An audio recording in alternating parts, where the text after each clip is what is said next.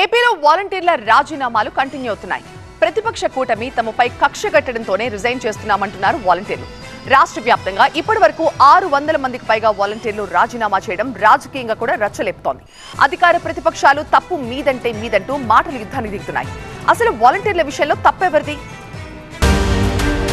ఏపీలో ఈసీ ఆదేశాలు వాలంటీర్ల మూకుమ్మడి రాజీనామాలకు దారితీశాయి. ఎలక్షన్ విధులతో పాటు ప్రభుత్వ పథకాల పంపిణీలో పాల్గొనొద్దంటూ ఈసీ ఆదేశాలు జారీ చేయడంతో రాష్ట్ర వ్యాప్తంగా పెద్ద ఎత్తున రాజీనామా చేస్తున్నారు వాలంటీర్లు. మచిలీపట్నంలో 823 మంది వాలంటీర్లు ఉండగా ఒకసారి 430 మంది రాజీనామా చేయడం హాట్ టాపిక్ గా మారింది. కర్నూలులోనూ 92 మంది వాలంటీర్లు తమ రాజీనామాను సమర్పించారు. రాష్ట్ర వ్యాప్తంగా ఇప్పటి వరకు 600 మందికి పైగా వాలంటీర్లు రాజీనామా చేయడం పొలిటికల్ ఫైట్ కు కారణమైంది. వాలంటీర్ వ్యవస్థను చంద్రబాబు అడ్డుకున్నారని మండిపడ్డ వైసీపీ ఎంపీ విజయసాయిరెడ్డి వాలంటీర్లను ఆపి బడుగు బలహీన వర్గాలకు చంద్రబాబు ద్రోహం చేస్తున్నారంటూ నిప్పులు జరిగాయి.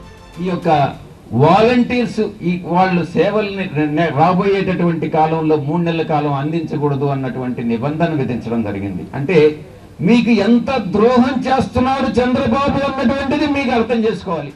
చంద్రబాబుపై పేర్ని నాని సైతం ఫైర్ అయ్యారు. కొంతమంది వ్యక్తులతో కలిసి చంద్రబాబే వాలంటీర్ వ్యవస్థను ఆపేశారని విమర్శలు గుప్పించారు.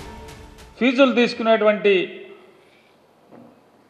ఢిల్లీ ప్లేడర్లని ఈ వాలంటీర్ల యొక్క వ్యవస్థని నిలుపుదల చేయటానికి, వాలంటీర్లతో ప్రభుత్వ కార్యక్రమాలన్నీ నిలుపుదల చేయటానికి ప్రయత్నం చేసింది ఎవరు? చంద్రబాబు నాయుడు కదా. ఎవరి నిమ్మగడ్డ రమేష్ కుమార్ ఎవరు? వైసీపీ నేతల మాటలపై మండిపడ్డ టీడీపీ నాయకులు వాలంటీర్లను వాడుకొని రాజకీయాలు చేస్తున్నారంటూ కౌంటర్ అటాక్ దిగారు. ఎలక్షన్ కమిషన్ వాలంటీర్లను పెన్షన్ పంపిణీ విషయంలో దూరంగా పెట్టమని మాత్రమే చెప్పింది. దాన్ని అడ్డం తీసుకుని ప్రెస్ కాన్ఫరెన్స్ పెట్టి చంద్రబాబు నాయుడు గారి మీద, తెలుగుదేశం మీద బురద జల్లే కార్యక్రమం ప్రయత్నం చేశాడు.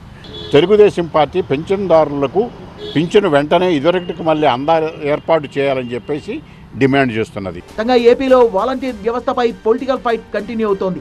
లేటెస్ట్ గా వాలంటీర్ల వరుస రాజీనామాలతో మరింతగా వేడెక్కింది ఏపీ రాజకీయం.